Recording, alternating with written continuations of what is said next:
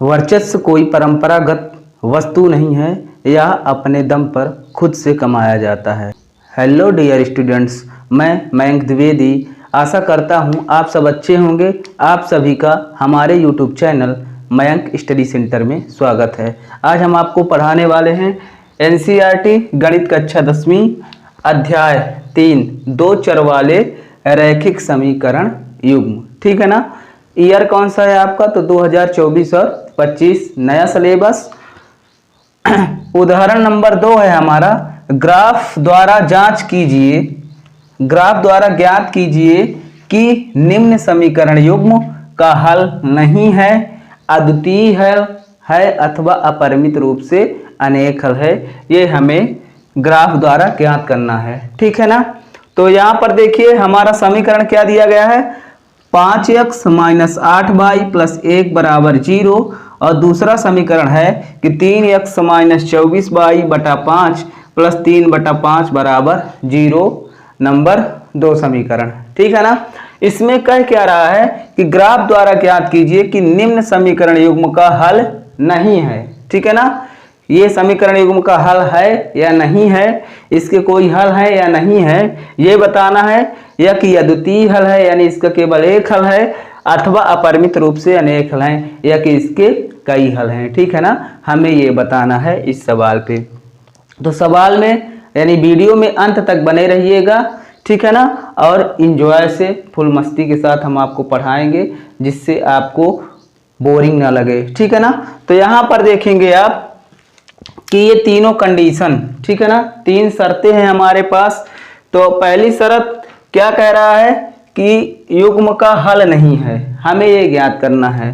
ठीक है ना। दूसरी शर्त क्या है, अद्वितीय हल है। और तीसरी शर्त क्या कह रहा है, अपरिमित रूप से अनेक हल हैं। ठीक है ना। तो ये हमारा ग्राफ कुछ इस तरह बनता है। ठीक। अब इसमें जब कोई रेखा इस तरह जाती है, जैसे मान लीजिए एक रेखा ये इधर गई ऐसे और दूसरी रेखा ऐसे आ गई। ठीक है ना। कुछ इस तरह का जब रेखाएं जाती हैं, जब बीच में प्रतिच्छेद करती हैं, तो ये हमारा क्या होता है, अद्वितीय हल होता है। ठीक है ना। एक बिंदु पर प्रतिच्छेद कर रही है, एक बिंदु पर काट रही हैं, तो ये हमारा क्या कहलाएगा, अद्वितीय हल। ठीक है ना। इसकी टर्म, इसकी कंडीशन क्या है, a1/a2 बराबर नहीं है b1/b2। ठीक है ना। तो ये रेखा कैसी है, प्रतिच्छेद रेखा। रेखाएं क्या कर रही हैं, प्रतिच्छेद कर रही हैं। तो प्रतिच्छेदी रेखा, और इसका केवल क्या, एक ही बिंदु पर प्रतिच्छेद कर रही है ना। इस तरह की रेखाएं कहाँ, केवल एक ही बिंदु पर काटती हैं, चाहे जिस तरह काटे, इस तरह काटे। तो ये किस तरह एक बिंदु पर प्रतिच्छेद करेंगी, तो इनका केवल क्या होगा, एक हल होगा, केवल एक हल, या कि हम उसी को बोलते हैं अद्वितीय हल, अद्वितीय हल। ठीक है ना प्यारे छात्रों। अब देखिए दूसरी कंडीशन हमारी क्या कहती है कि अपरिमित रूप से अनेक हल। ठीक है ना। अपरिमित रूप से अनेक हल कब होते हैं, जैसे कि हमारा ये ग्राफ दिया गया है। ठीक है ना। और इस ग्राफ में कोई जैसे 2 समीकरण है, तो एक रेखा इस तरह जाए और दूसरी रेखा भी इसी के ऊपर चली जाए। ठीक है ना। एक रेखा जा रही है और दूसरी रेखा भी इसी के ऊपर जाए।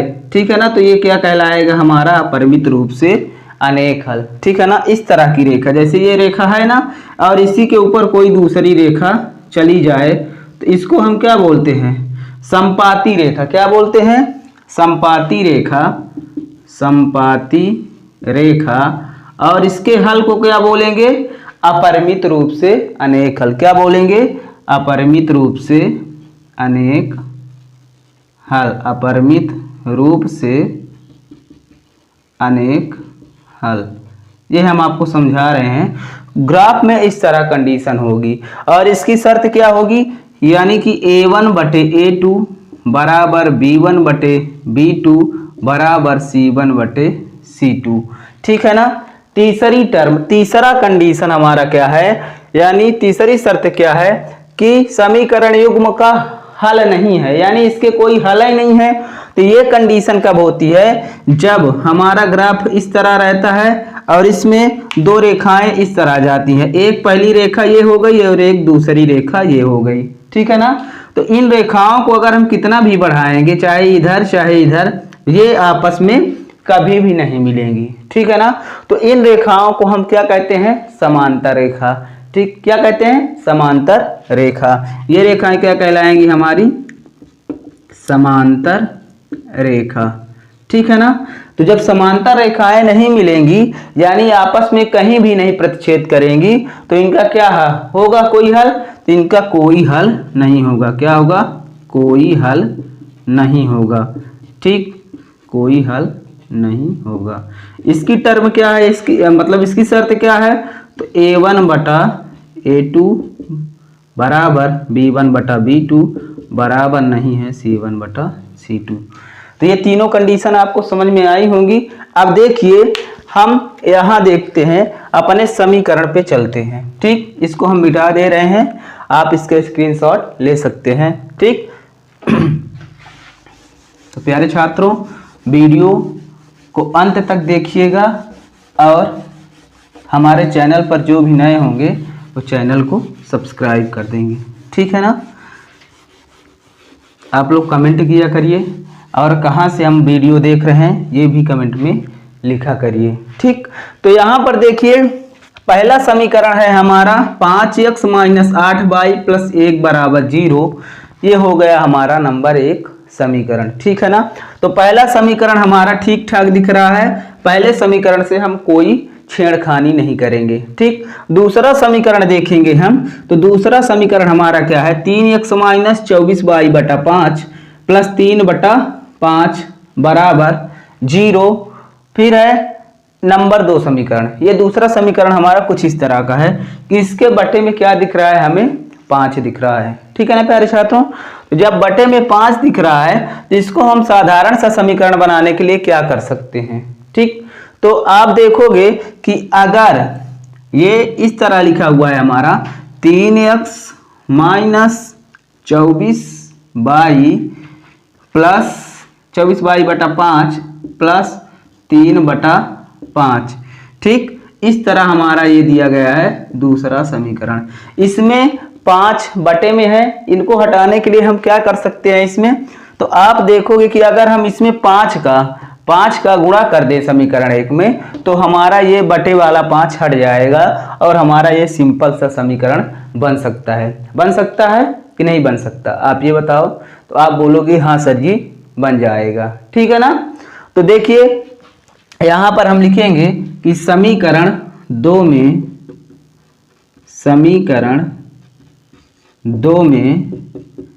5 का गुणा करने पर, ठीक है ना प्यारे छात्रों, समीकरण 2 में 5 का गुणा करने पर। अब देखिए यहां हम 5 का गुणा कर रहे हैं, तो देखिए 3x है, तो 3x में अगर हम 5 का गुणा करेंगे तो ये क्या हो जाएगा, 3x में अगर 5 का हम गुणा करते हैं तो आप देखोगे कि 3x गुणे 5 तो कितना हो जाएगा, 3 × 5 = 15x। देखिएगा ध्यान से, ठीक है ना।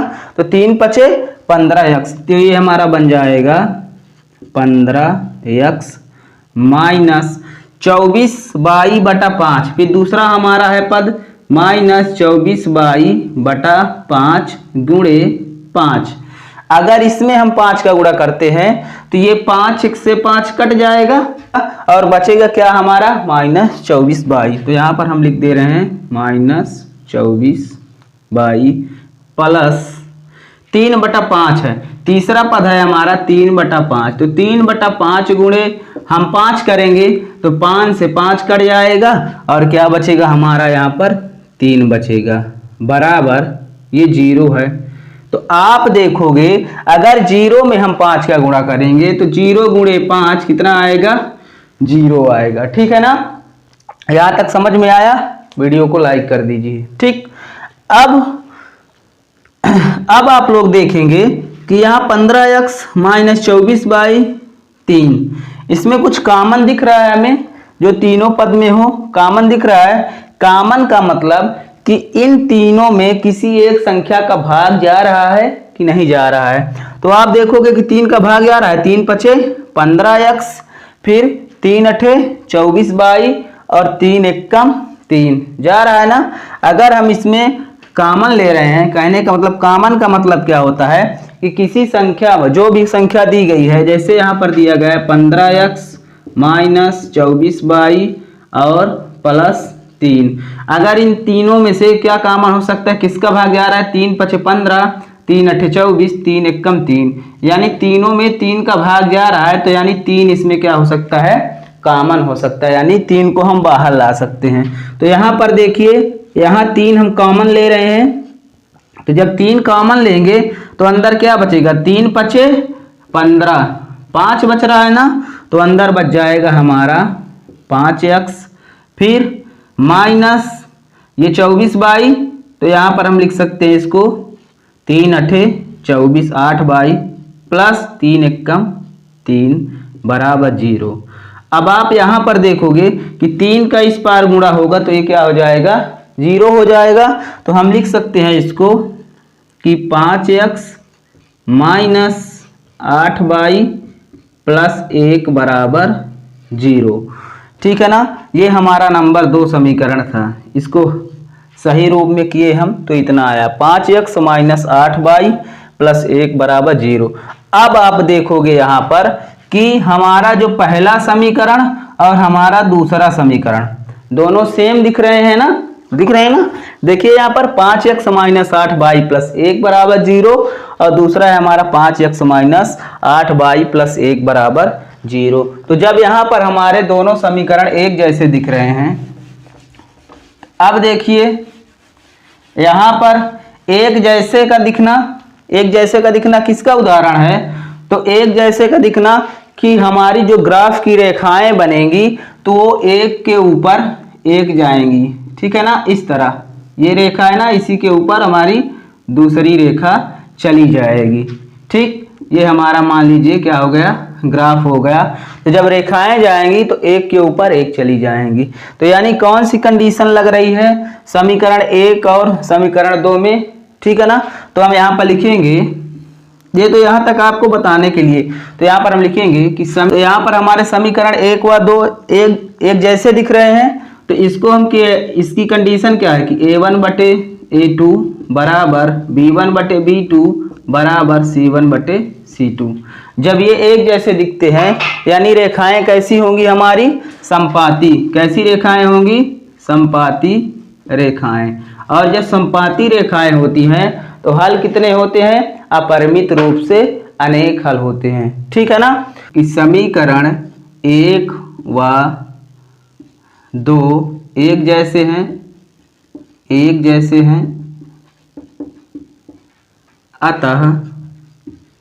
अतः समीकरण 1 व 2 से स्पष्ट है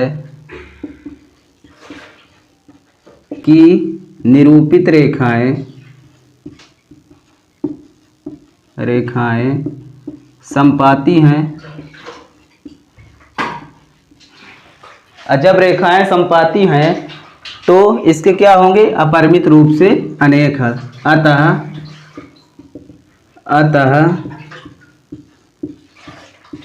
अपरिमित रूप से अनेक हल होंगे। ठीक है ना, तो इतना आपको लिख देना है। तो प्यारे छात्रों, इस वीडियो को ज़्यादा से ज़्यादा शेयर करिए और हमारा सपोर्ट करिए। Thanks for watching my YouTube channel.